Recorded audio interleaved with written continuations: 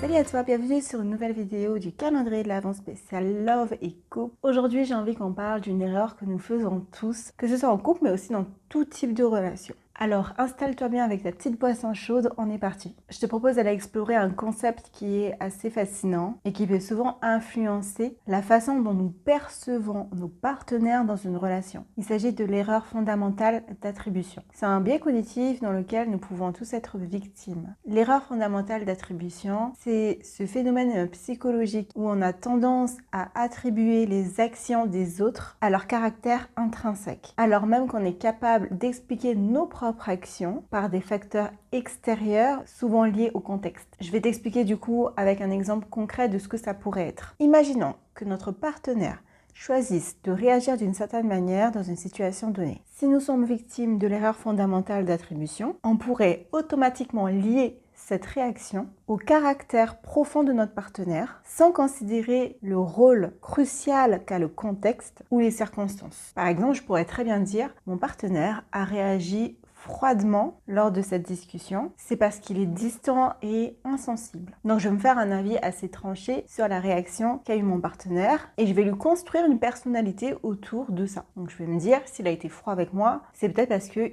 c'est quelqu'un d'insensible ou qu'il m'aime plus. Donc du coup, je vais réagir hyper mal et je vais même aller peut-être jusqu'à ne plus avoir ce genre de conversation avec lui pour ne pas avoir ce genre de réaction parce que je le crois insensible. Maintenant, imaginons que l'on se retrouve dans cette même situation, que notre partenaire nous parle et que on est assez froid. On pourrait expliquer notre propre réaction, cette fois-ci en invoquant un contexte. C'est parce que je suis stressée ou c'est parce que je suis un peu fatiguée ou d'autres facteurs extérieurs. Ce biais, il est très important à prendre en compte. Je parlerai sûrement d'autres biais tout au long du calendrier, mais celui-ci, il est vraiment générateur de malentendus dans le couple, dans les relations amoureuses, mais aussi source de conflits. Quand j'attribue les réactions de mon partenaire à son caractère, on néglige en fait la complexité des influences extérieures qui peuvent façonner ce comportement. Un autre exemple, mon partenaire ne m'écoute pas, c'est parce qu'il ne se soucie pas de mes sentiments. On se fait une idée toute faite en liant la réaction de l'autre à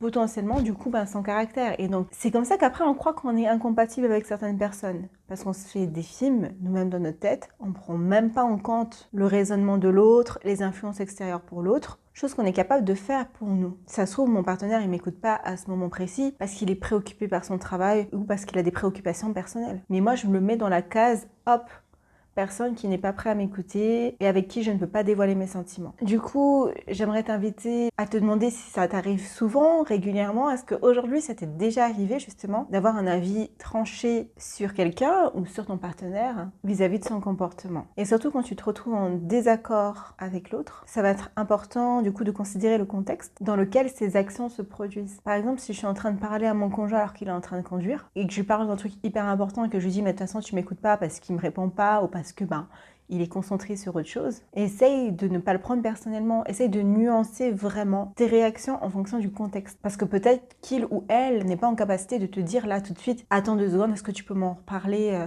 ce soir, je serai beaucoup plus concentrée. » Non, il va vouloir juste faire l'effort de t'écouter sans forcément être hyper concentré. Et toi, tu vas mal le prendre. Et voilà, j'espère que tu as appris quelque chose aujourd'hui et que tu t'en serviras à bon escient. N'hésite pas à me dire en commentaire si tu connaissais ce biais cognitif et j'espère que ça pourra améliorer la qualité de tes relations parce que toi, tu l'as pour les autres, mais les autres aussi l'ont pour toi. Donc les autres peuvent se faire aussi une idée de ton comportement sans prendre en compte le contexte. Donc quand tu agis aussi, essaye de bien faire comprendre à l'autre tes agissements en expliquant tout simplement dans quel contexte tu te situes et pourquoi pas de reporter la discussion à une autre fois, ou en tout cas qu'il ou elle ne le prenne pas personnellement. Merci d'avoir visionné cette vidéo jusqu'au bout. On se retrouve très vite demain pour une prochaine vidéo du calendrier de l'Avent. En attendant, n'hésite pas à liker, à partager la vidéo et à t'abonner. Je te fais des gros bisous. Ciao, ciao.